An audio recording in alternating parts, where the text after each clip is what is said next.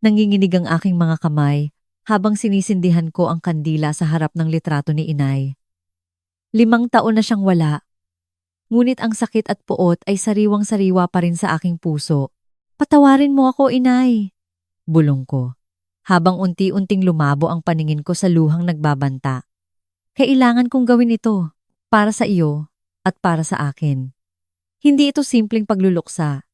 Ito ang gabi ng aking panunumpa. Ang gabi kung saan ang mabait at mapagparayang Elisa ay tuluyang mamamatay at ipapanganak ang isang babaeng handang sunugin ang lahat para sa katarungan.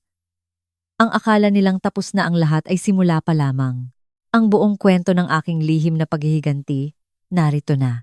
Bago magsimula ang kwento, ang pag-subscribe at pag-like ay pagpapakita ng pagmamahal. Fourth ng madaling araw. Bago pa man tumunog ang alarm ng aking cellphone, gising na ang aking diwa. Sanay na ang katawan ko. Sa dilim ng kwarto, kinapa ko ang espasyo sa aking tabi.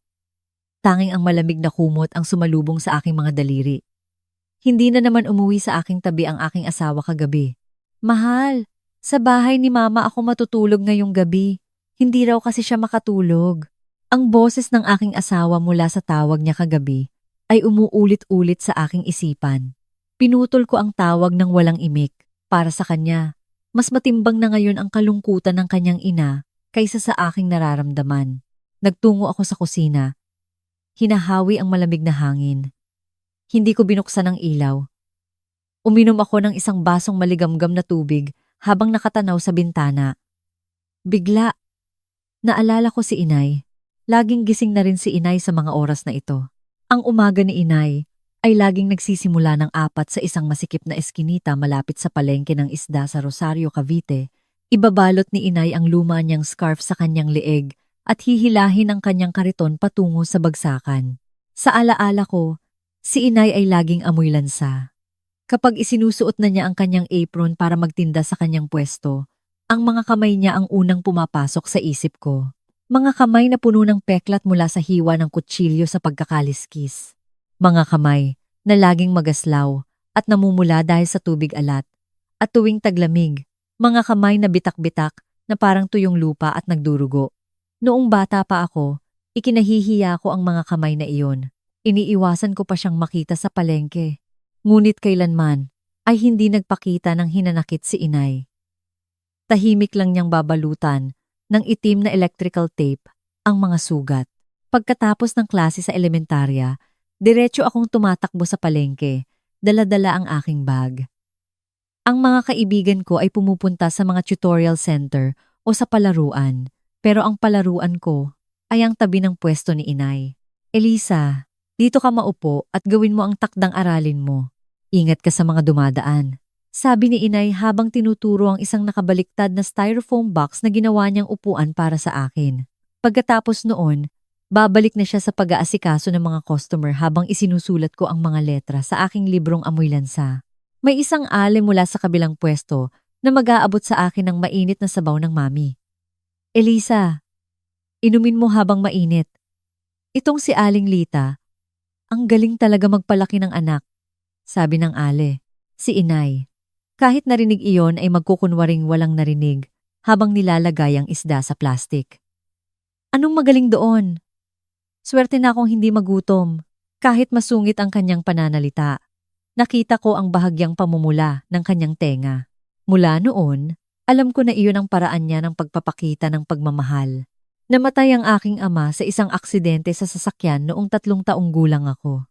Bata pa si inay nang mag-isa siyang naiwan. Ngunit kailanman ay hindi niya pinangarap na mag-asawa muli. Ang buhayin ka pa lang. Kulang na ang buong buhay ko. Paano pa ako mag-iisip ng iba? Sabi niya. Si inay ay bumibili ng isda sa bagsakan sa madaling araw at itinitinda ito sa kanyang pwesto sa umaga. Sa gabi, kahit pagod na pagod, didiretso siya sa isang restaurant para maghugas ng plato hanggang madaling araw. Ginawa niya iyon para maipon ang pangmatrikula ko sa kolehiyo. Sa araw ng aking pagtatapos, habang suot ko ang aking toga at graduation cap, hinawakan ni inay ng mahigpit ang aking kamay gamit ang kanyang magaslaw na mga palad. Salamat sa hirap, Elisa. Ngayon wag ka nang mabubuhay sa lugar na amoy lansa. Sa araw na iyon, Sa yakap ni inay, doon ako unang humagulgol ng malakas. Pagkatapos kong makapagtapos sa kursong nutrition, nagbukas ako ng isang maliit na karinderya. Pinakiusapan ko si inay na tumigil na sa pagtatrabaho. Inay, itigil mo na ang pagtitinda. Magpahinga ka na sa bahay. Hanggat nabubuhay ako, gusto kong kumita para sa sarili ko. Mas panatag ako roon. Ang paninindigan ni inay ay mas malalim at mas matatag pa kaysa sa dagat ng Cavite. Hanggang sa isang araw, nakilala ko ang aking asawa, si Paulo. Nagkita kami sa isang pagtitipon ng mga supplier para sa aking karinderya. Mukha siyang isang mabuting tao. Elisa, nagtitinda pala sa palengke ang nanay mo. Ang galing naman niya. Tila taus-puso ang kanyang pakikiramay sa kwento ng aking ina. Ang nanay ko rin kasi, marami ring pinagdaanan. Kaya kapag nakakakita ako ng mga taong nagsakripisyo, naaawa talaga ako. Sa malambing niyang pananalita at mainit na mga tingin, nahulog ako sa kanya. Pagkatapos ng 6 na buwang panliligaw, nag-propose si Paulo. Elisa, pakasal na tayo. Pangako, bibigyan kita at sinanay ng maginhawang buhay. Nang marinig ko iyon, naniwala akong sa wakas ay mapapagpahinga ko na ang mga kamay ng aking ina. Inisip ko, ang taong ito, hinding-hindi niya mamaliitin ang aking ina at tatanggapin siya bilang pamilya. Ngunit ang biyenan ko na nakilala ko sa paghahanda sa kasal ay malayong-malayo sa aking inaasahan. Sa araw ng pamamanhikan, dumating ang biyenan ko na nakasuot ng isang marang Filipiniana. Pagkaupo pa lang niya, tiningnan niya ang mga kamay ng aking ina mula ulo hanggang paa. Ay balae, mukhang marami ka talagang pinagdaanan ano? Halata sa mga kamay mo ang pagod. Ang mga salita ay tila pakikiramay. Ngunit ang kanyang mga mata ay puno ng pagmamataas na para bang minamaliit ang isang hamak na tindera. Ang biyenan ko ay nabubuhay mula sa renta ng isang maliit na gusaling iniwan ng kanyang yumaong asawa. Sa totoo lang, ito ay isang lumang gusali na may buwanang kita na halos 30,000 lamang. Ngunit para sa kanya, isa siyang dakilang landlord. Ang pamilya namin, 3 henerasyon ng taga-Maynila. May pangalan kami kaya napakahalaga sa amin ang tamang asal. 3 beses niyang inulit iyon sa buong pamamanhikan. Nang makita niya ang relyenong bangus na buong pagmamahal na inihanda ni inay, tinusok niya lang ito ng dulo ng tinidor at itinulak palayo. Balae, salamat sa iyong effort, pero sa panahon ngayon, medyo questionable ang kalinisan ng mga pagkain sa palengke, hindi ba? Sanay kasi kami sa organic lang. Ang mukha ni inay ay biglang sumimangot, ngunit agad siyang ngumiti ng pilit at hinawakan ang aking kamay sa ilalim ng mesa. Paglabas namin ng restaurant, pabulong na sinabi sa akin ni inay, "Okay lang iyan, Elisa. Anong masama kung medyo masela ng biyenan mo? Ang mahalaga, mabait naman ang mapapangasawa mo." Sapat na iyon. Sinubukan kong paniwalaan ang sarili ko sa sinabi ni inay. Ngunit hindi ko maalis ang malamig na pakiramdam sa isang sulok ng aking puso. Gabi bago ang aking kasal, dumating si inay sa aking maliit na apartment. Habang nilalatag ang isang bago at malambot na kumot, bigla siyang nagsalita. Elisa, kapag kasal ka na, huwag kang masyadong magpapakabait. Inay, ano bang sinasabi mo? Siyempre kailangan kong maging mabuti. Hindi. Ang pagiging mabait ay nagiging katangahan. Lalo na sa pamilyang iyon. Kailangan mong matutong ipaglaban ang sarili mo. May malalim na pag-aalala sa kanyang boses. Nang yakapin ko siya habang tumatawa, nag-atubili siya sandali bago kumuha ng isang makapal na sobre mula sa kanyang bulsa. Ito, emergency fund.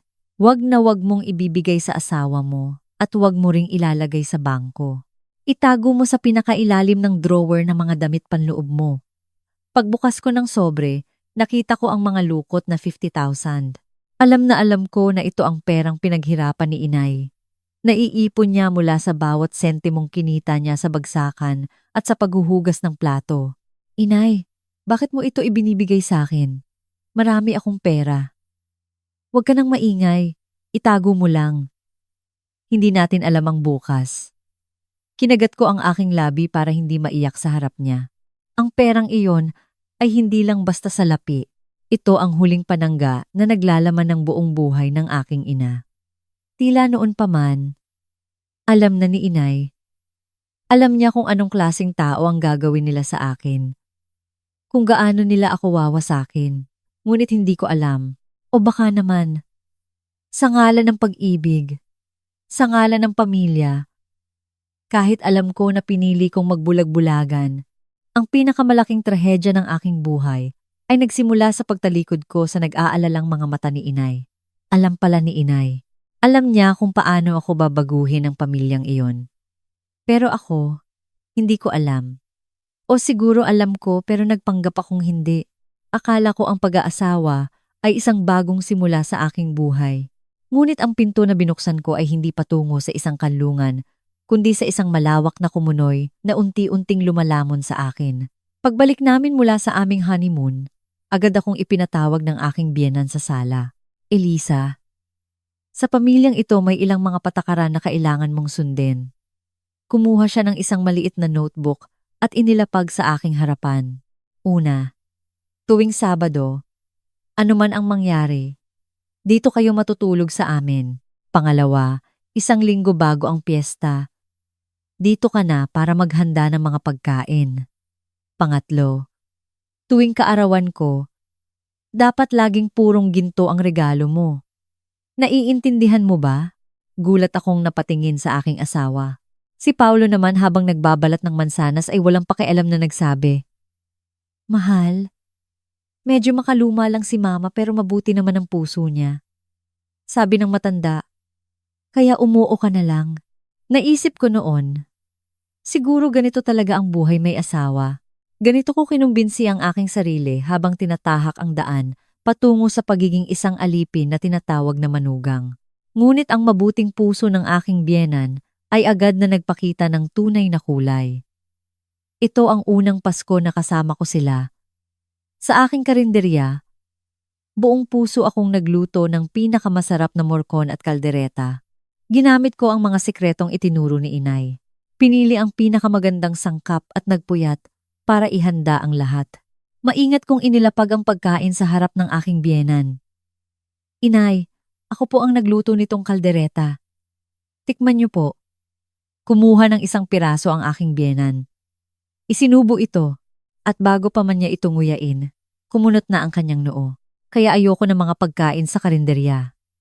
Gaano karaming pampalasa ang nilagay mo rito? Hindi po, inay. Wala po akong ginamit na artificial seasoning. Natural na sangkap lang po. Hindi niya pinakinggan ang aking paliwanag at itinulak palayo ang pinggan. Ang mga pagkain sa karinderya, laging malakas ang lasa at matapang.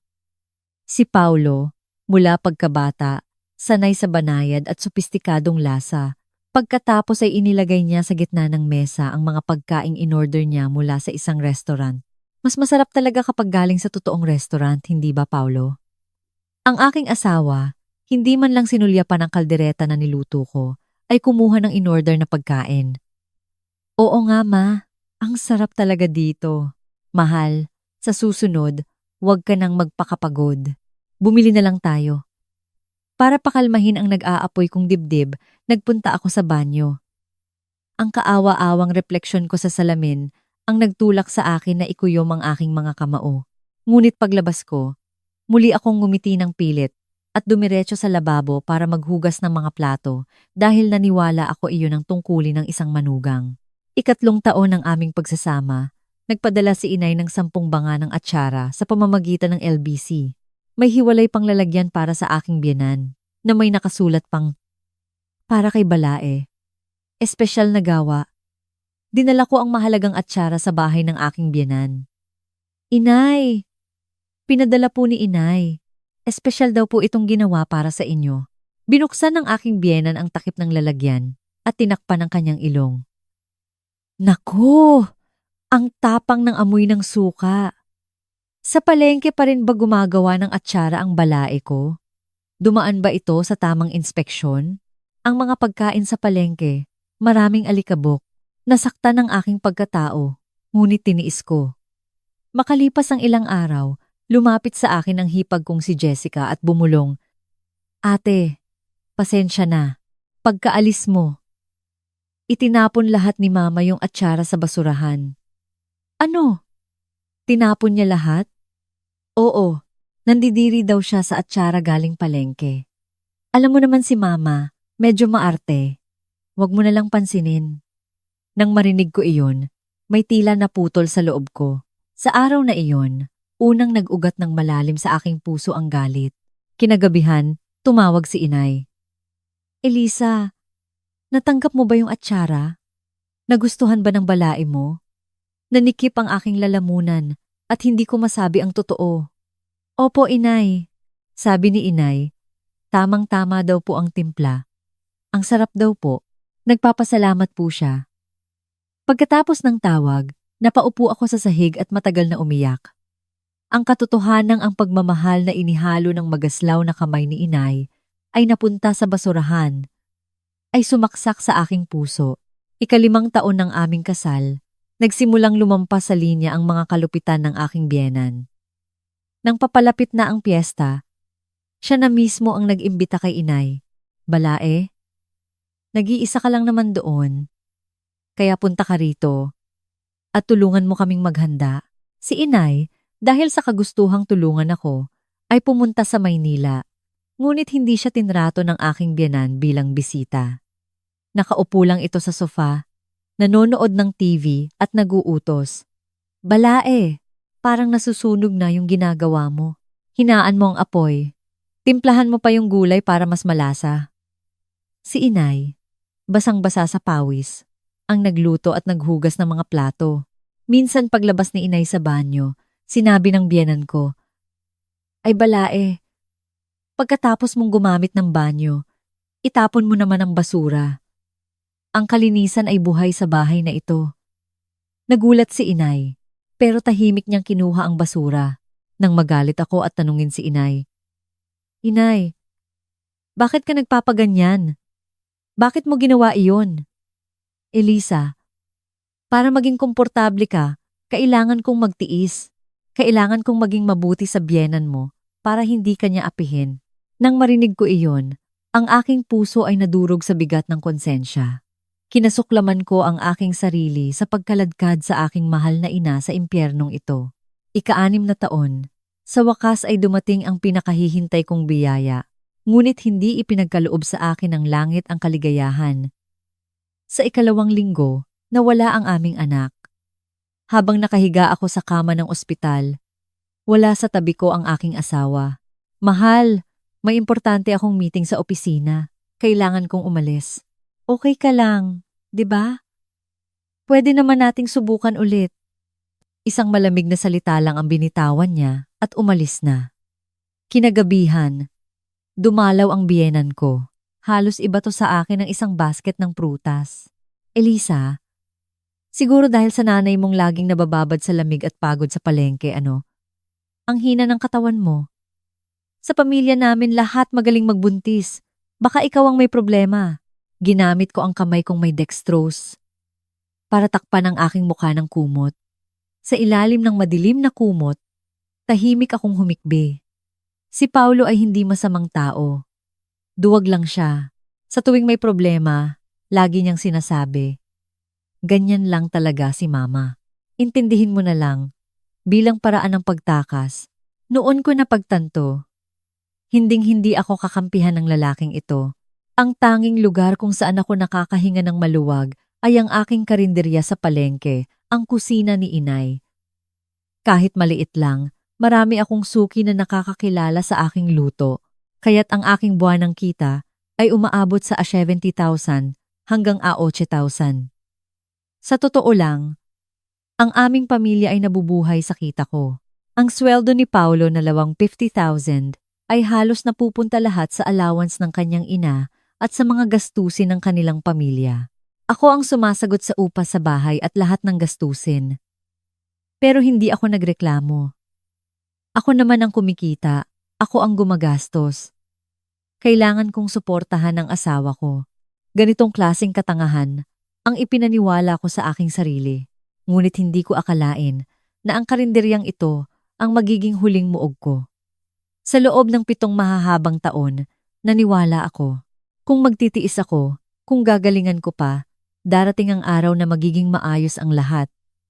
Ngunit walang naging maayos. Tanging ako lang ang namanhid. At ang aking kaluluwa ay unti-unting nadudurog. Sa loob ng 7 taon, naniwala akong magiging maayos ang lahat kung magtitiis lang ako. Pero walang naging maayos. Ako lang ang namanhid. Isang gabi, habang malamig ang ihip ng hangin, abala ako sa pag-aayos ng aking karinderya. Biglang tumunog ang aking cellphone. Ang tumatawag ay si Aling Nena, ang katabing pwesto ni Inay sa palengke. Elisa, malaking problema. Hinimatay ang nanay mo sa pwesto niya. Ano po, Aling Nena? Anong nangyari? Bakit po? Nasa ambulansya na kami ngayon papunta sa PGH. Pumunta ka na rin dito. Bilis! Nanginginig ang boses ni Aling Nena sa kabilang linya. Nakalimutan ko nang patayin ang mga ilaw sa karinderya. Tinanggal ko lang ang aking apron at kumaripas ng takbo papunta sa aking sasakyan. Ang daan mula Cavite papuntang Maynila ay tila walang katapusan. Nanginginig ang aking mga kamay sa manibela. Muntik na akong huminto ng ilang beses. Pagdating ko sa emergency room, nakahiga si Inay sa isang maliit na kama. Ang kanyang mukha ay mas maputla pa kaysa sa puting kumot. Nang mahimasmasan siya at mahawakan ko ang kanyang kamay, dahan-dahan niyang iminulat ang kanyang mga mata. Elisa, bakit ka pa napunta? Bakit ka pa tinawag ni Nena? Abala ka. Inay, hindi iyan ang problema ngayon. Saan po masakit? Ano pong nararamdaman niyo? Maya-maya, tinawag ako ng doktor sa labas. Seryoso ang kanyang mukha.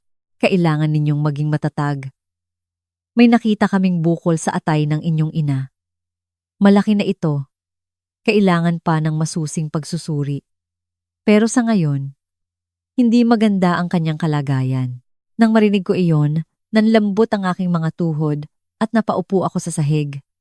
Ang malamig na hangin sa pasilyo ay tumusok sa aking dibdib. Hirap akong huminga. Pagbalik ko sa kwarto, si Inay pa ang nagpakalma sa akin. Wala ito. Pagod lang siguro ako. Kailangan kong pumunta sa bagsakan bukas ng madaling araw. Hindi pwedeng ganito. Kahit sa ganitong kalagayan, ang pagtitinda pa rin kinabukasan ang inaalala niya. Inay, pagtitinda pa ba ang iniisip niyo? Kailangan niyo pong ma-admit sa ospital. Hinawakan niya ng mahigpit ang aking kamay. Yung karinderya mo. Sino ang nagbabantay? Naisara mo ba ng maayos? Patay ba ang mga ilaw? Baka bukas ang ref, malaki ang babayaran sa kuryente. Hindi niya alam na unti-unti nang nabubulok ang kanyang katawan. Pero ang tanging inaalala niya ay ang aking negosyo. Natatakot siyang malugi ang anak niya.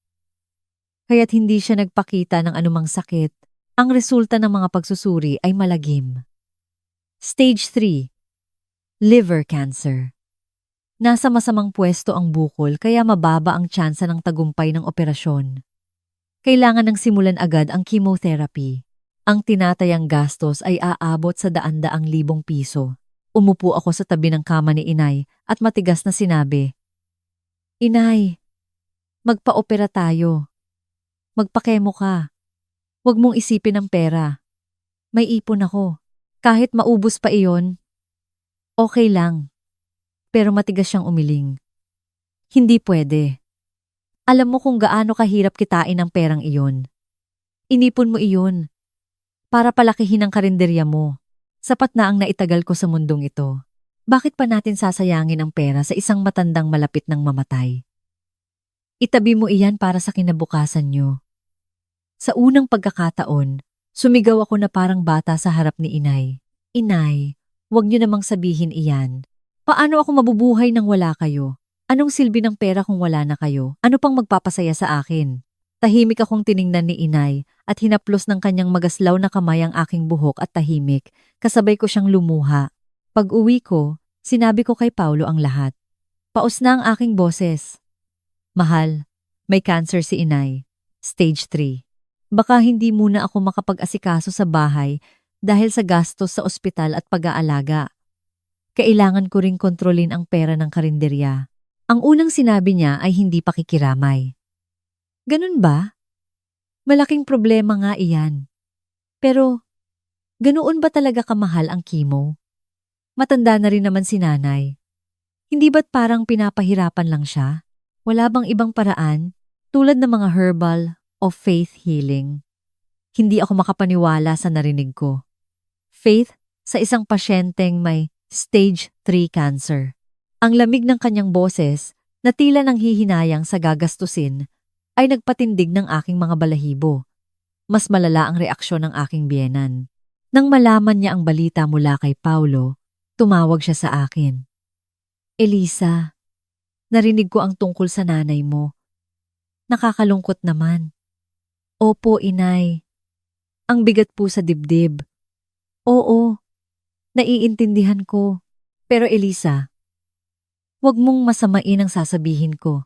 Ang mga taong laging pagod sa palengke, madaling magkasakit. Ang gastusan iyan ng daan-daang libo para lang gamutin. Sayang lang, ang pagpapaalam sa kanila ng payapa ay isa ring paraan ng pagpapakita ng pagmamahal. Ayaw naman ng magulang na pahirapan ng anak, hindi ba? Nanginginig ang kamay kong may hawak sa telepono. Paanong nasasabi niya ang mga ganyang salita tungkol sa buhay ng isang tao? Ngunit noon, ang tanging naisagot ko ay, may kumukulo sa loob ko. Pero kinagat ko ang aking labi at tiniis. Mula noon, nagsimula ang aking impyerno. Gigising ako ng 4 ng madaling araw, bubuksan ang karinderya at magluluto na parang baliw. Pagsapit ng dasong ng hapon, pupunta ako sa ospital sa Maynila para alagaan si inay hanggang gabi. Pagkatapos ay babalik ako sa Cavite. Pagod na pagod. Mariing tinanggihan ni inay ang chemotherapy. Sayang ang pera. Ayokong magdusa sa matapang na gamot. Bigyan niyo na lang ako ng pampawala ng sakit. Itabi mo ang perang iyan. Para sa kinabukasan mo. Iyon ang hiling ko. Umiyak ako at nagmakaawa. Ngunit hindi ko nabali ang kanyang desisyon. Tanging pain management na lang ang natanggap niya habang unti-unting nauupos ang kandila ng kanyang buhay. Sa loob ng ilang buwang pag-aalaga, 2 beses lang nagpakita ang manugang na si Paulo sa ospital. Isang beses noong nagalit ako at pilit siyang isinama. Ang isa naman noong may meeting daw siya sa malapit. Pagpasok niya sa kwarto, kunwari niyang hinawakan ang kamay ni inay at wala pang 3 minuto ay umalis na. Mahal, una na ako. Sumasakit ang ulo ko sa amoy ng ospital at saka ang tapang ng amoy ng gamot ni nanay. Ang makita siyang tumalikod habang nagrereklamo sa amoy sa harap ng nakaratay kong ina. Doon unang malinaw na pumasok sa isip ko ang salitang hiwalayan. Ngunit agad kong iwinaksi ito. Si inay muna ang mahalaga. Wala akong lakas para makipag-away.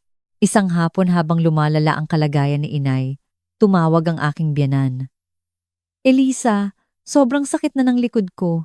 Hindi ko na kaya. Kailangan ko sigurong mag-hot spring. Isasama ko si Paulo. Magpapahinga kami ng ilang araw. Medyo kulang ang credit limit ng card ko. Pwede bang magpadala ka ng 80,000 mula sa account ng karinderya? Babayaran ko pagbalik namin. Natigilan ako. Ang ina ko ay nakikipaglaban sa sakit sa ospital habang ang biyenan ko ay humihingi ng pera para sa hot spring trip dahil masakit ang likod niya. Si Paulo ang sumunod na nagsalita sa telepono. Mahal, sobrang sakit na talaga ng likod ni Mama. Magpakitang gilas naman tayo. Aalagaan ko siya. Babalik kami agad. Walang imik kong binuksan ang aking banking app. Nag-transfer ako ng 80,000 mula sa account ng karinderya. Bakit hindi ako tumanggi sa mga sandaling iyon? Pagod na ang aking isip at katawan. Wala na akong kahit 1% lakas para makipagtalo at naniwala ako na parang isang tanga. Kung gagawin ko ito, baka kahit kaunti ay makonsensya sila sa libing ng aking ina. Ang 7 taong duwag na kabaitan ay nagpamanhid sa aking pag-iisip. Pagkatapos ng tawag, matagal akong nakaupo sa loob ng aking sasakyan sa parking ng ospital. Palubog na ang araw. Ngunit ang aking puso ay nasa ganap na kadiliman. Kinagat ko ang aking labi pero hindi tumigil ang aking mga luha. Ang W80,000 na ipinadala ko ay katumbas ng 3 buwan panggamot para kay inay. Ipinagkait ko iyon sa kanya at ipinambayad sa hot spring ng aking biyenan. W80,000, katumbas ng 3 buwang gamot ni inay. Habang ipinapadala ko ang perang iyon para sa hot spring ng aking biyenan, sinasabi ko sa aking ina na tiisin na lang muna ang sakit. Hindi ko na malayan kung gaano kalupit ang ginagawa ko. Ang hangin sa silid ng ospital ay mabigat at malamig. Tanging ang ritmikong tunog ng makina ang bumabasag sa katahimutan. Pagdating ko sa ospital, hirap nang huminga si inay. Umiling ang doktor at marahang sinabi, "Kailangan ninyong maging handa. Ngayong gabi po ang kritikal. Maghanda na po kayo ng inyong loob." Nang marinig ko iyon, tila bumagsak ang aking puso. Si inay, na may suot na oxygen mask, ay hirap na nakatingin sa akin. Para bang pilit niyang pinipiga ang natitirang lakas para hintayin ako. Hinawakan ko ng mahigpit ang kanyang payat at magaslaw na kamay. Sa ilalim ng maskara, may ibinulong siya. Inilapit ko ang aking tainga sa kanyang bibig. "Elisa, patawarin mo si inay." "Inay, ano pong sinasabi ninyo? Huwag po kayong magsalita ng ganyan." Ang aking boses ay nanginginig at basa na sa luha. "Dahil wala akong pera, nahirapan ka sa mga biyenan mo. Alam kong lahat, pero wala akong nagawa. Inay, wag po. Ang dami-dami niyo nang naibigay sa akin." Huminto sandali si inay para huminga at isang butil ng luha ang dumaloy mula sa kanyang mga mata. "Masasamang tao sila. Alam ko na mula pa noong una, pero dahil mahal mo siya, dahil siya ang pinili mo, tiniis ko na lang." Hinaplos ng nanginginig niyang kamay ang likod ng aking palad. Ang pakiramdam ng kanyang mga bitak-bitak na daliri ay masakit na tumimo sa aking puso. "Elisa, pag wala na si inay, mabuhay ka para sa sarili mo. Huwag mo nang isipin ang sasabihin ng iba. Isipin mo lang ang sarili mo. Naiintindihan mo?" Umiling ako ng malakas at lalo pang hinigpitan ang hawak sa kanyang kamay. "Opo, inay. Naiintindihan ko. Kaya wag po kayong pipikit. Manatili po kayo." Nang marinig ang aking sagot, isang bahagyang ngiti ang sumilay sa kanyang mga labi. At pagsapit ng 3 ng madaling araw, habang hawak ang aking kamay, tahimik na ipinikit ni inay ang kanyang mga mata. Isang mahabang katahimikan ang bumalot sa silid. Isang katahimikan na hindi maipaliwanag ng anumang salita, na para bang tumigil ang mundo. Hindi ko mabitawan ang kanyang kamay na hindi pa nawawalan ng init, at matagal akong umiyak. Sa loob ng abandonadong silid, ang aking mga hikbi ay parang alon na paulit-ulit na humahampas. Ang bigat ng kalungkutan ay dumagan sa aking buong katawan. Hirap akong huminga ngunit wala akong gaanong oras para magluksa. Matapos dalhin si inay sa malamig na morgue, kinailangan kong mag-isang asikasuhin ang lahat para sa burol. Nag-book ako ng funeral home, naghanda ng kanyang litrato at nag-abiso sa mga kakilala. Sa isang bakanting kapilya na walang ibang nagbabantay, mag-isa kong hinarap ang lahat. Mabuti na lang at dumating si Aling Nena para samahan ako. "Elisa, tutulungan kita. Kailangan mong magpakatatag." Dahil sa kanyang mainit na tulong, medyo gumaan ang aking pakiramdam. Nagbihis ako ng itim na damit at umupo sa malamig na sahig. 5 na ng umaga. Oras na para ipaalam sa aking asawa. Huminga ako ng malalim at tumawag. Mahaba ang pagring. 1, 2, 3. Sa ika-4 na ring, sa wakas ay sumagot siya. "Mahal, pumanaw na si inay. Pumunta na kayo ni mama dito." Bilis. Mag-isa lang ako. Sinubukan kong maging kalmado ngunit ang narinig ko sa kabilang linya ay kakaiba. Pagkatapos ng isang segundong katahimikan, narinig ko ang malakas na tugtog ng Latin music. Mga tawanan ng tao at ang malinaw na tunog ng hampas ng alon. Hindi ko kinailangan ng 3 segundo para maintindihan ang sitwasyon. Ang totoo, nasa Boracay kami ngayon. Ang boses ng aking asawa ay puno ng pag-aalinlangan. Ibinaba ko ang telepono at tiningnan ng screen. Pangalan niya. Inilapit ko muli ito sa aking tainga at narinig ang kanyang mga palusot. Sabi kasi ni Mama, kung hindi ngayon, kailan pa daw? Ang plano talaga ay hot spring lang. Pero bigla siyang nag-ayang pumunta ng Boracay. Hindi namin akalain na ganito kabilis lalala ang kalagayan ni nanay. Napangisi ako. Hindi hot spring kundi Boracay. Ang yo 80,000 na ibinigay ko, ginamit niyo para pumunta ng Boracay. Nagkandaw-tal-utal siya sa pagpapaliwanag. Kasi nagdagdag naman ng konting pera si mama. Kasinungalingan. Alam na alam ko na walang pera ang biyenan ko. Ang 80,000 na iyon ay galing lahat sa aking pinaghirapan. At ang perang iyon ang sanay pambili ng gamot para kahit isang araw pa ay makahinga si inay. Hanggang sa huli, duwag ang aking asawa. Nandito na kami. Anong magagawa natin? Titingin ako ng flight. Baka sa makalawa kami makauwi. Ang mga buhay ay kailangang magpatuloy. Ayusin mo na lang muna ang burol. Pinutol ang tawag. Nakaupo ako sa isang upuan sa pasilyo ng morgue, nakatulala sa kisame. Kakaiba, pero wala nang luhang lumalabas.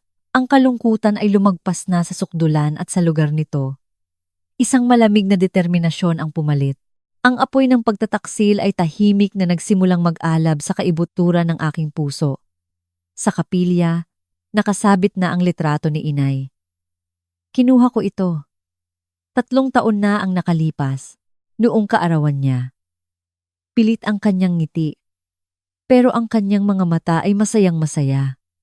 Tiningnan ko ang mga kamay ni inay sa litrato. Kahit sa litrato, malaki, magaslaw, at makapal ang kanyang mga daliri. Sa mga kamay na iyon, pinalaki niya ako. Sa mga kamay na iyon, tiniis niya ang pangmamaliit ng aking mga biyenan. Lumuhod ako sa harap ng kanyang litrato at pabulong na sinabi, "Inay, hindi na ako magiging mabait na manugang. Hinding-hindi ko kalilimutan ang huli mong sinabi na mabuhay ako para sa sarili ko. Gagawin ko na po yun ngayon." Tahimik na hinaplos ni Aling Nena ang aking likod. Habang nararamdaman ko ang kanyang haplos, pinakalma ko ang malamig na galit sa aking dibdib. Sa araw na namatay si inay, may namatay din sa loob ko. Ang huwad na pagkatao ng isang manugang na kumukulong sa akin ay sa wakas ay nakalaya. Sa araw na namatay si inay, namatay din ako. Ang mabait na manugang na si Elisa at may ibang taong ipinanganak. Isang taong hindi nangingiti habang sinasaktan. Nagsimulang dumating ang mga nakikiramay sa burol ni inay, mga kapwa tindera sa palengke, mga kaibigan mula kolehiyo, at mga matagal nang kakilala. Ngunit ang una nilang sinasabi ay hindi pakikiramay, kundi isang tanong. "Elisa, nasaan ang asawa mo? Bakit wala ang manugang?" Kailangan kong ngumiti ng pilit. May biglaan po kasing business trip sa abroad. Darating din po siya bukas. Sa bawat kasinungalingang lumalabas sa aking bibig, parang hinihiwa ng kutsilyo ang aking puso. Hindi ko masabi na kasalukuyan siyang kumakain ng lobster kasama ang kanyang ina sa Boracay. Dumating ang kaibigan ko mula kolehiyo, si Liza. Isa siyang bihasang paralegal ngayon. Tinitigan niya ako at agad na halata ang aking pagkukunwari. "Elisa, bakit ganyan ang itsura mo? Totoo bang nasa business trip ang asawa mo? Magsabi ka ng totoo." Hindi ko na napigilan. Dinala ko si Liza sa isang tahimik na sulok ng funeral home at sinabi ang lahat, ang pagpunta nila sa Boracay, ang nakakabaliw na tawag na may tunog ng alon. Habang nagkukuwento ako, kinagat ni Liza ang kanyang labi. Sa halip, sa isang kalmado at malamig na boses, "Yung your 1 million na down payment para sa kondo na tinitirhan ng biyenan ko, galing din sa kita ng karinderya ko. Pangalan lang niya ang nakalagay sa kontrata pero ako ang nagbayad. Sa loob ng 7 taon, ang lahat ng allowance at gastusin nila umabot na sa daan-daang libo." Inayos ni Liza ang kanyang salamin. "Elisa, ano ba talaga ang gusto mo? Hiwalayan, hatiin ang ari-arian o gusto mo lang maghiganti?" Walang pag-aalinlangan kong sinagot. "Lahat. Walang ititira. Gusto kong makuha lahat ng sa akin at gusto kong maranasan din nila ang impyerno." Tumango si Liza at kinuha ang kanyang tablet. "Ang pagpapakansela ng mga credit card ay karapatan mo bilang may-ari. Pwede mo nang ipablock iyan, ngayon din. Ang hiwalayan, Sapat na ebidensya ang hindi niya pagdalo sa burol ng biyenan niya para ituring siyang unfit spouse. Pwede kang humingi ng danyos at lahat ng naambag mo sa kanilang ari-arian babawiin natin. Yung sa kondo, dahil nakapangalan sa biyenan mo, hindi natin siya mapapaalis agad. Pero pwede tayong magpadala ng demand letter para takutin siya. Hinawakan ni Liza ang aking kamay. Huwag kang makonsensya sa pagpapakansela ng card. Hindi ito paghihiganti. Ito ay pagprotekta sa kung ano ang sa iyo. Walang mali doon. Matatag akong tumango. Hating gabi na. Halos wala ng tao. Umupo ako sa isang lamesa at binuksan ang aking laptop. Unang pinuntahan ang website ng bangko. Nang makita ko ang real-time na listahan ng mga ginastos nila, napangisi ako. Sa card ng biyenan ko, AX, 4 na lumilyo para sa isang luxury resort sa Boracay at asa 8 labo para sa massage. Sa card ng asawa ko, 20 lubo para sa water sports at 20 lubo para sa shopping sa Demol. Sa mga oras na naghihingalo si inay sa ospital, nagdiriwang sila gamit ang pera ko. Nanginginig ang kamay kong kinuhanan, ng screenshot ang lahat. Ito ang magiging pinakamatibay na patunay ng kanilang kawalang hiyaan. Matapos isave, pinili ko ang 3 card at pinindot ang report lost, stolen. Kasabay nito, ginawa kong 0 ang daily transaction limit. 1 click, 2 click, 3 click. Sa loob ng 3 segundo, naputol ang kanilang magarbong bakasyon. Nanginginig ang aking mga daliri ngunit isang malamig na ngiti ang gumuhit sa aking mga labi. Inay, Paulo, ngayon mag-enjoy kayo sa totoong bakasyon. 1 ng madaling araw. Tinawagan ko ulit si Liza. Liza, pwede ba ngayon? Gawin na natin ang demand letter. Tila hindi natulog si Liza at agad na bumalik. Magkatabi kaming gumawa ng demand letter para sa biyenan ko. Ang nilalaman ay simple at direkta. Ang iwan, libong-libong na down payment para sa kasalukuyang tinitirhan ninyong kondo ay personal kong pondo. Dahil dito, formal kong ipinapaalam na sa pagtatapos ng kontrata ang buong halaga ay dapat ibalik sa akin. Hindi ito agad magkakabisa sa legal na paraan, sabi ni Liza. Pero sapat na ito para magdulot ng takot. Liza, pwede ba itong maipakita sa kanila ngayon habang nasa Boracay sila? Ngumiti si Liza. Ang official copy ay ipapadala sa address nila, pero gagawa ako ng PDF copy at isesend ko sa Viber ng asawa mo para makita niya agad. Malamig akong tumango. Oo, ipadala mo na ngayon. 3 ng umaga nang matapos ang lahat. Isinara ko ang laptop at bumalik sa harap ng litrato ni inay. Lumuhod ako at tumingala. Nakangiti pa rin si inay. Kahit pilit, inilagay ko ang aking kamay sa kanyang kabaong at bumulong. Inay, nagsimula na po ako. Yung perang pinag-ipunan niyo para sa akin. Kinuha nila para magpasarap. Sisingilin ko po sila ng husto. Habang sinasabi iyon, dumaloy ang mga luhang kanina ko pa pinipigilan. Ngunit hindi iyon luha ng kalungkutan. Iyon ay luha ng kalayaan. Nang isang taong sa wakas ay nakawala sa isang malupit na kadena. Mabagal ang wifi sa funeral home noong gabing iyon. Inabot ng 3 segundo bago ma-process ang pag-cancel ng card. Iyon ang pinakamahabang 3 segundo ng buhay ko. Dumating ang ikalawang araw ng burol. Ang pinakamasakit at pinakasagradong sandali, ang huling pagtingin sa labi. Maingat na nilinis at binihisan ng mga taga-punerarya si inay. Huli ko siyang tiningnan, ang mga malalalim na guhit sa kanyang noo dahil sa habambuhay na pagharap sa hangin ng dagat. Ang kanyang mga labing mahigpit na nakatikom sa pagtitiis ng sakit. Ang kanyang mukha ay isang paalala ng hirap na dinanas niya. Hinawakan ko ang kanyang kamay. Malamig. Ang mga peklat mula sa hiwa ng kutsilyo at kaliskis ng isda ay parang mga medalya sa pinakadakilang kamay sa mundo. Inay, ang ganda ng damit niyo, ano? Pinili ko po ang pinakamaganda para sa huling paglalakbay niyo. Nanginginig ang aking boses. Pero gusto kong maging maganda ang huli niyang alaala. Si Aling Nena at ang iba pang tindera ay umiiyak kasama ko. Ngunit sa malawak na kapilya, ang pwesto para sa aking asawa at sa kanyang pamilya ay bakante. Ang kawalan na iyon ay lalong nagpalamig sa aking puso habang isinasagawa ang seremonya. Ang aking cellphone sa bulsa ay walang tigil sa pag-vibrate. Kahit naka-silent mode, ang panginginig nito ay malakas. Sa mga sandaling iyon, ang buong atensyon ko ay para lamang kay inay. Pagkatapos ng seremonya, saka ko lang tiningnan ang aking telepono. Pagbukas ko, bumaha ang mga notification. 38 missed calls mula sa biyenan ko, 12 missed calls mula sa asawa ko, isang kabuuang 50 missed calls. Ang mga mensahe sa Viber ay lampas na sa 99 plus. Nanginginig kong binasa ang mga mensahe. Elisa, hindi gumagana ang card. Tumawag ka. Hoy, ano ito? Hindi ma-process ang bayad sa hotel. Sinadya mo bang i-block ang card? Nasisiraan ka na ba ng bait, mahal? Anong ginagawa mo? Bakit ayaw gumana ng card? Galit na si mama. Tumawag ka.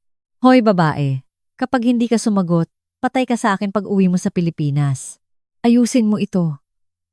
Ang bawat mensahe ay puno ng galit at kawalang hiyaan na tumusok sa aking puso. Huminga ako ng malalim at tinawagan ang aking biyenan. Bago pa man mag-ring, ang kanyang nakakabinging sigaw ay sumabog sa kabilang linya. Hoy! Baliw kang babae ka! Nasa tamang pag-iisip ka pa ba? Hindi namin mabayaran ang hotel kaya nakaupo kami dito sa lobby. Nakakahiya. Pinagtitinginan kami ng mga tao. Wala na kaming pamasahe pa uwi sa airport. Ayusin mo ang card. Ngayon din, pag uwi ko. Humanda ka sa akin! Habang pinapakinggan ko ang kanyang mga sigaw. Kakaiba. Pero lalo akong kumalma. Inay, ang card na iyan ay nakapangalan sa akin. Sarili kong card. Hindi niyo po ba alam na may karapatan akong i-block ang sarili kong card? Ano? Sumasagot ka na sa akin ngayon?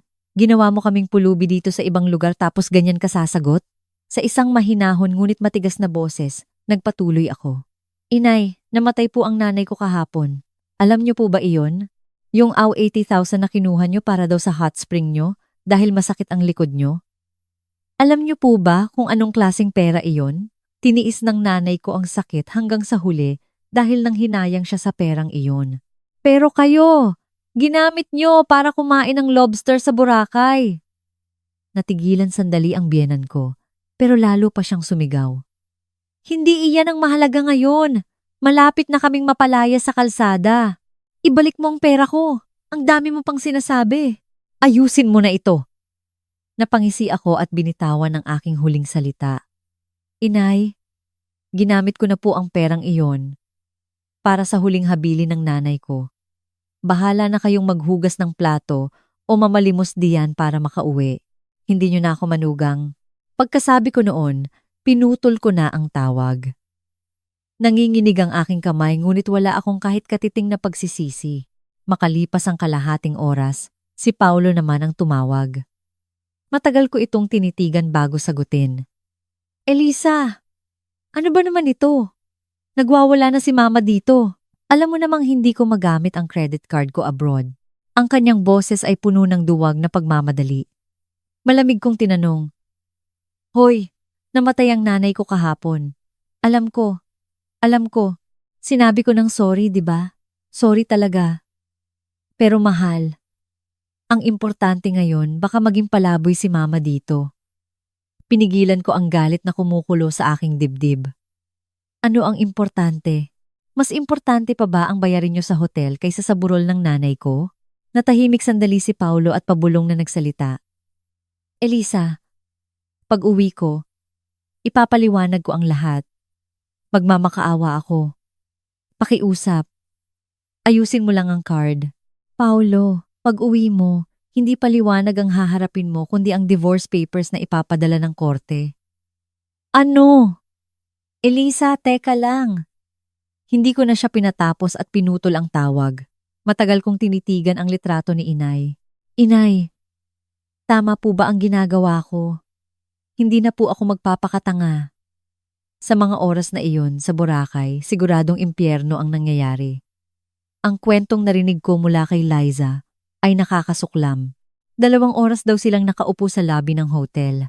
Nang magbanta ang hotel na tatawag ng pulis at kukunin ang kanilang mga passport, nagmakaawa si Paulo sa isang katrabaho para magpadala ng pera para lang mabayaran ang hotel. Ngunit wala na silang pera para sa rebooking fee ng flight at pamasahe papuntang airport. Ang dating magarbong biyenan ay napilitang matulog sa malamig na sahig ng Katiklan Airport. Umiiyak daw ito sa gitna ng airport. Paano nangyari sa akin ito? Nang marinig ko iyon, wala akong naramdaman. Ang sakit ng pagkawala ng mainay ay napakalalim.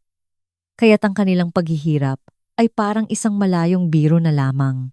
50 missed calls. Noong nag-aagaw buhay si inay sa ospital, walang kahit isang tawag mula sa kanila para kumustahin siya. 0. Tanging kapag kailangan nila ng pera, sa kabaliw na tumutunog ang telepono. 0 at 50. Iyon ang pagkakaiba na nagpapakita ng kanilang tunay na pagkatao.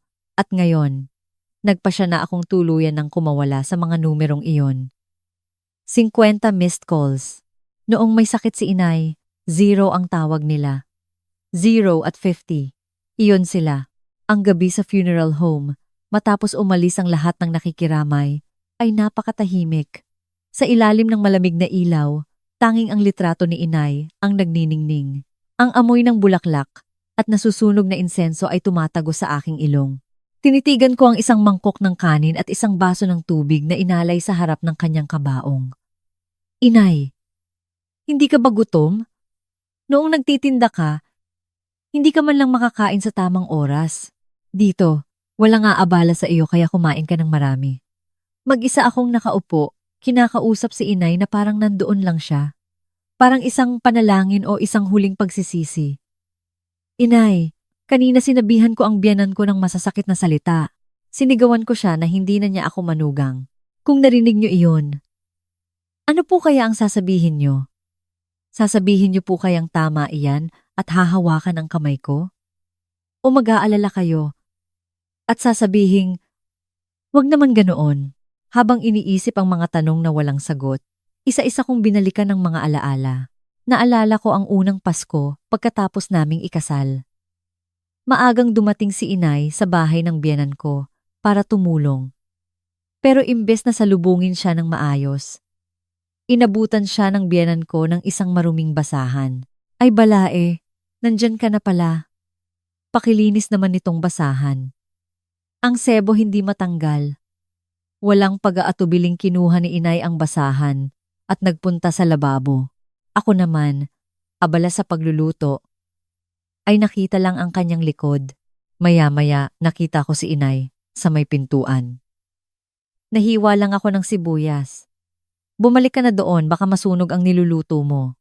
Pero sa araw na iyon, walang sibuyas sa kusina nila. Ang sakit na naramdaman niya sa pagiging turing na katulong ay itinago niya para hindi ko malaman. Ika-6 na taon. Wala pang 1 linggo matapos akong makunan. Nakahiga ako sa kama. Wasak ang katawan at puso nang tumawag ang biyenan ko. Elisa, pumunta ka dito sa Sabado. Darating ang tita ni Paulo. Kailangan mong magpakita. Sa mahinang boses, sumagot ako. Inay, masama pa po talaga ang pakiramdam ko. Hirap po akong kumilos. Suminghal siya. Hay naku, kayong mga bata ngayon parang big deal ang makunan. Noong araw, pagkatapos makunan, diretso na sa bukid para magtrabaho. Inutusan ka ng matanda kaya pumunta ka. Sa araw na iyon, pumunta ako sa kanila. Maputla ang mukha, pilit nang humingiti habang nagsisilbi. Ang asawa ko, nakahiga sa sofa, nanonood ng TV. Habang ako'y umiiyak sa isang sulok, tinitingnan ang lumalamig na sabaw. 3 taon noong humingi siya ng pera para sa lilipatan nilang bahay. Kailangan naming lumipat. Elisa, kailangan namin ng pera mo. Walang hiya siyang humingi ng 500,000. Kailangan kong ubusin ang lahat ng ipon ko at kita sa karinderya.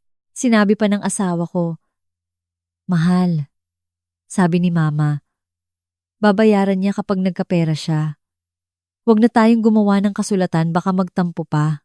Nag-loan pa ako para maibigay ang pera. Pero ang kontrata ng bahay sa pangalan ng biyenan ko. Hindi ko alam na iyon ang magiging lubid na sasakal sa akin. Huling piyesta. Huling pagbisita ni inay sa kanila. Masama na ang pakiramdam niya, pero pumunta pa rin siya para hindi ako mapagod. Nakaupo ang biyenan ko sa labas at inutusan si inay. Ay balae. Pakipulot naman ang mga nahulog na mangga. Masakit ang likod ko. Walang reklamong yumuko si inay at pinulot ang mga mangga. Nang pigilan ko siya, marahan niyang inalis ang aking kamay. Hindi, Elisa! Utos ng matanda. Kailangan kong sundin. Nang gabing iyon, tumawag si inay. Elisa, hindi na muna ako pupunta ng Maynila. Hindi na tulad ng dati ang katawan ko. Ngayon ko lang naintindihan na iyon ang huling pagsuko niya sa pang-aapi na natatanggap niya. Ang mga alaala ay parang bubog na tumutusok sa aking puso. Napahagulgol ako.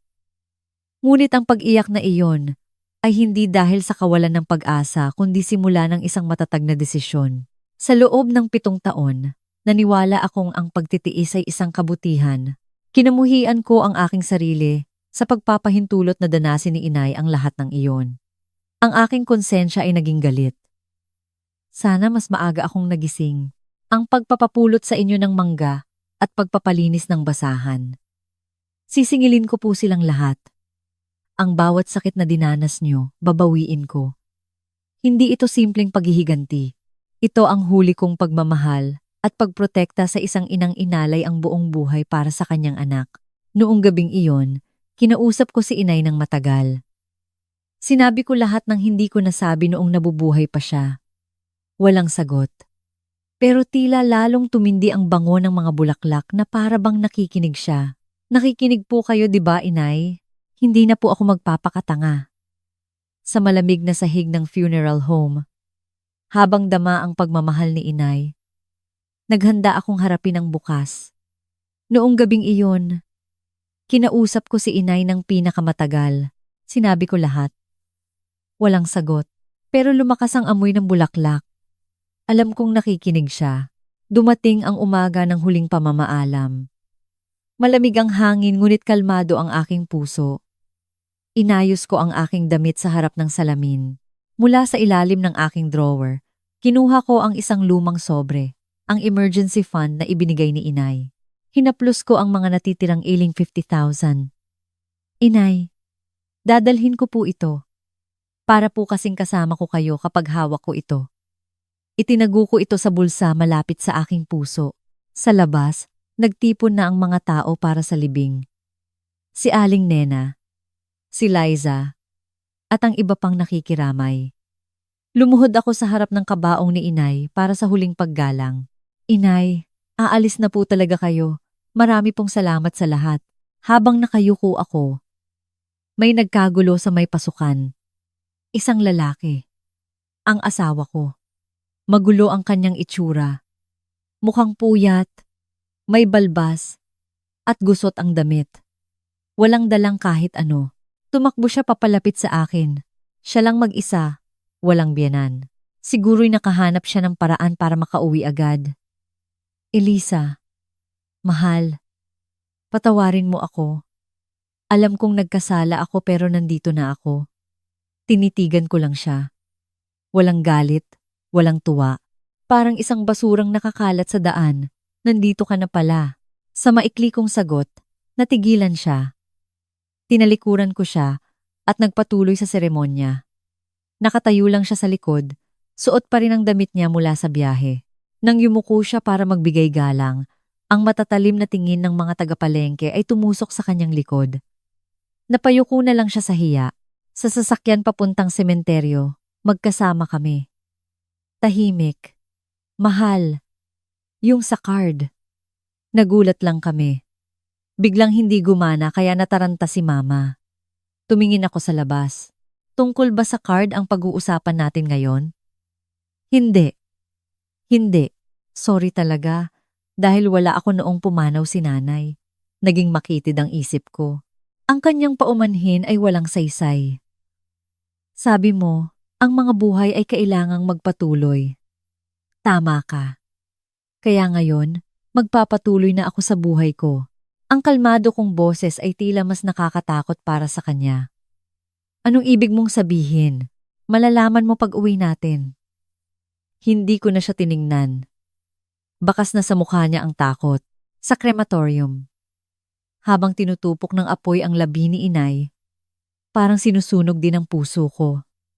Lahat ng alaala ay bumalik. Ang kanyang likod, habang nagbubuhat ng isda, ang kanyang kamay na nag-aabot sa akin ng pagkain. Ang kanyang basang balikat, dahil sa pagprotekta sa akin sa ulan. Ang kanyang boses sa telepono na nangungumusta. Ang sobrang ibinigay niya.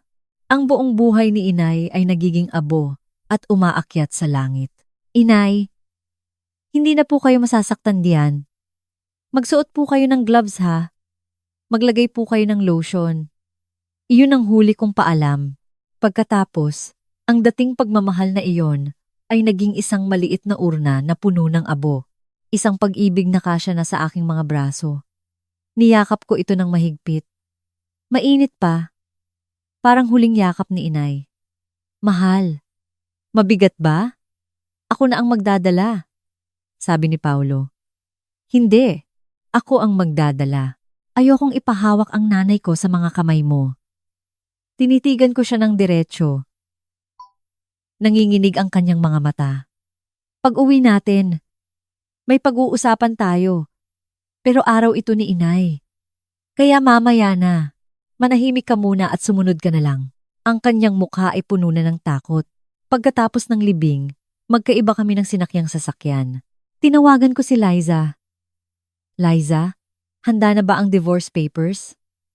Oo, handa na lahat. Dadalhin ko sa bahay mo bukas. Pati yung sa kondo ng biyenan mo. Oo, kasama na ang demand letter. Magpakatatag ka, Elisa. Tama ang ginagawa mo.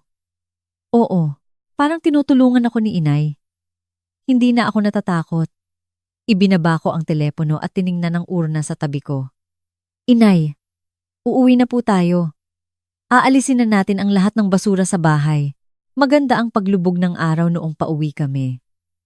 Parang sinasabi ni inay na huwag akong umiyak, kaya hindi ako umiyak. Ngumiti ako. Ang 7 taon, kasya sa 2 maleta. Hindi pala ganoon kabigat ang pagsasama namin. Ganoon lang pala kababaw. Mas mabigat pa ang urna ni inay dahil iba ang bigat ng pagmamahal. Pag-uwi sa bahay, agad kong binuksan ang aparador. Inilabas ko lahat ng gamit ni Paulo at inihagis sa sahig. Walang emosyon. Parang nagtatapon lang ng mga panis na pagkain. Inilagay ko lahat sa 2 malaking maleta. Ang 7 taon. Kasya sa 2 maleta. Ang lahat ng alaala, mas magaan pa kaysa sa bigat ng mga ito. Nakita ko ang aming wedding album. Kinuha ko lang ang isang litrato ni inay at ang buong album ay itinapon ko sa loob ng maleta. Pumunta ako sa pinto at pinalitan ng password. Ang dati ay ang aming anniversary. Ang bago, ang birthday ni inay. Bip. Ngayon, ang bahay na ito ay hindi na para sa kanya. Para na lang ito sa akin at sa alaala ni inay. Maya-maya, may nag-doorbell. Si Liza, dala ang mga dokumento, ang divorce papers, ang claim para sa danyos, at ang demand letter para sa kondo.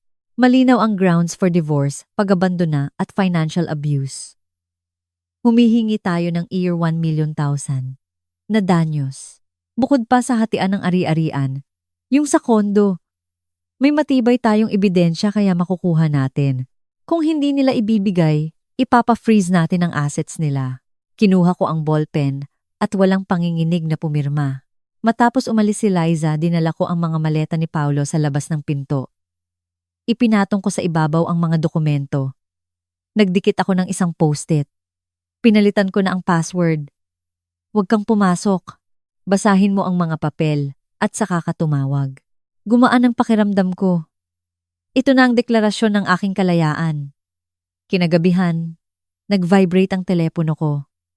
Ang biyenan ko, nakauwi na siguro. Hindi ko sinagot. May voicemail. Elisa, nasa naiya na ako. Bakit hindi gumagana ang mga card? Wala akong pamasahe. Nasaan si Paulo? Anak, tumawag ka naman. Nanginginig ang boses niya. Sa unang pagkakataon, Narinig ko siyang mahina, pero wala akong naramdamang awa. Inalala ko lang ang mukha niya habang inuutusan si inay. Binura ko ang voicemail. 11 ng gabi, may nagpipindot sa pinto. Beep beep beep. Mali ang password. Si Paulo. Paulit-ulit niyang sinubukan. Narinig ko siyang kinukuha ang mga gamit niya at binabasa ang mga papel. Walang tigil ang tawag niya, pero hindi ko sinagot. Nag-text siya. Mahal, ano ito? Buksan mo ang pinto. Mag-usap tayo. Hindi ako sumagot. Ang susunod naming pag-uusap ay sa harap na ng hukom. Narinig kong napaupo siya sa labas. Pero maya-maya ay umalis na rin. Hila-hila ang kanyang mga gamit. Siguradong sa nanay niya siya pupunta, pero hindi na rin iyon isang ligtas na lugar dahil sa mailbox nila, naghihintay na ang demand letter na ipinadala ni Liza. Ang sasalubong sa kanya doon ay hindi mainit na pagkain, kundi ang gumuguhong katotohanan. Siguradong nagwawala na ang nanay niya doon. Ang landlord na ipinagmamalaki niya, mapipilitang lisanin ang kanyang kondo at humanap ng maliit na apartment. At si Paulo, sa mga sandaling iyon, ay matatauhan kung gaano kahina ang pundasyon ng kanyang pagiging masunuring anak. At kung sino talaga ang taong dapat niyang pinahalagahan. Ang 7 taon na kasya sa 2 maleta ay napakagaan.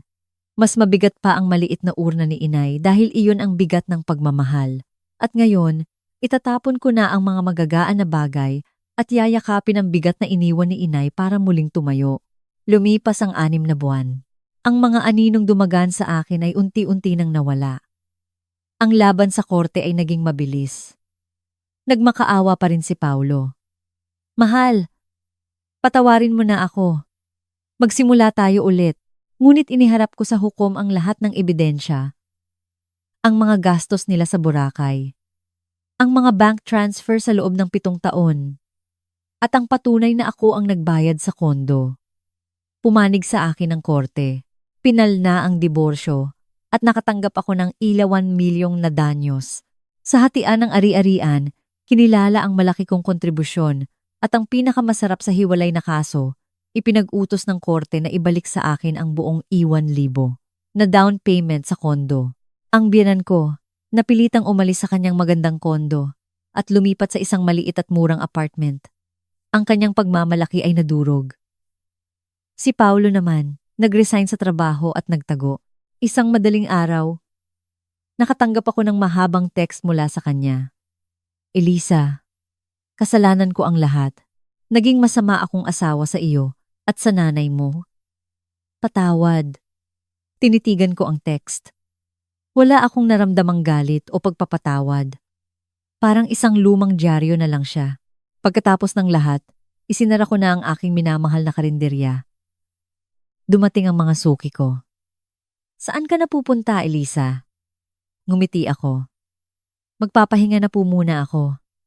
Maglalakbay at bibigyan ng oras ang sarili ko.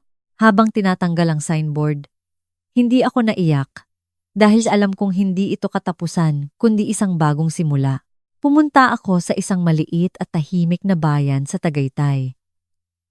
Isang maliit na bahay na may puno ng kape sa hardin at tanaw ang lawa. Si inay, tuwing nakakakita ng Tagaytay sa TV, laging sinasabi, gusto kong manirahan dyan, kahit isang linggo lang. Tinupad ko ang kanyang pangarap. Inuna kong ayusin sa bahay ang litrato at urna ni inay. Inilagay ko sa isang lugar kung saan laging nasisikatan ng araw. Inay, tingnan niyo po. Ang ganda ng tanawin. Dito na po tayo titira. Ang buhay ko sa Tagaytay ay payapa. Nag-aaral akong mag-bake ngayon. Naalala ko ang sinabi ni inay. Anak, mag-bake ka na lang para hindi magaslaw ang kamay mo. Sa halip na amoy lansa, amoy ng bagong lutong tinapay ang aking umaga. Tuwing umaga, nag-aalay ako ng mainit na pandesal at kape sa harap ng litrato niya. Inay, medyo sunog pa pero gagaling din ako. Dumalaw si Aling Nena. Ang ganda ng lugar mo, Elisa. Kung buhay lang ang nanay mo, siya na ang reyna dito. Nagkuwentuhan kami tungkol kay inay. Alam mo ba, sabi ni Aling Nena, paborito ng nanay mo ang araw na umuulan kasi walang customer. Maaga siyang nakakapagsara. Kakain kami ng mainit na goto at sasabihin niya, Nena, pahinga muna tayo. Napangiti ako habang may luhang namumuo. Dito po, mas maganda kapag umuulan. Ang sarap pakinggan. Para pong laging kasama ko si Inay. Sa gabi, kinakausap ko siya. Inay, nagtanim po ako ng sili kanina. Yung paborito niyong siling labuyo. Pag namunga, gagawa po ako ng Bicol Express. Yung turo niyo sa akin, walang sagot. Pero ang malamig na hangin na pumapasok sa bintana ay parang isang pagsang-ayon. Hinaplos ko ang kanyang urna. Inay, hindi na po ako nagpapapulot ng mangga. Hindi na po ako naglilinis ng basahan ng iba. Dito sa bahay ko, ako ang masusunod. Tinutupad ko na po ang huli niyong habilin, ang mabuhay para sa sarili ko. Ngumiti ako sa kanyang litrato, ang pinakamatamis ng ngiti. Inay, masaya na po ako. Totoo po, may isang matatag na babae na sa pamamagitan ng isang pwesto sa palengke ay itinaguyod ang kanyang anak. Ang anak na iyon, sa loob ng 7 taon, ay nabilanggo sa pagiging mabait na manugang. Ngunit ang nagbukas ng pinto ng bilangguan ay ang huling salita ng kanyang ina. Mabuhay ka para sa sarili mo. Hindi ito kwento ng paghihiganti. Ito ay kwento ng isang babaeng matapos ang kadiliman, ay sa wakas ay natagpuan ang kanyang sarili. At sa bawat umaga sa Tagaytay, ang pagsikat ng araw ay kasing init ng pagmamahal ng isang ina.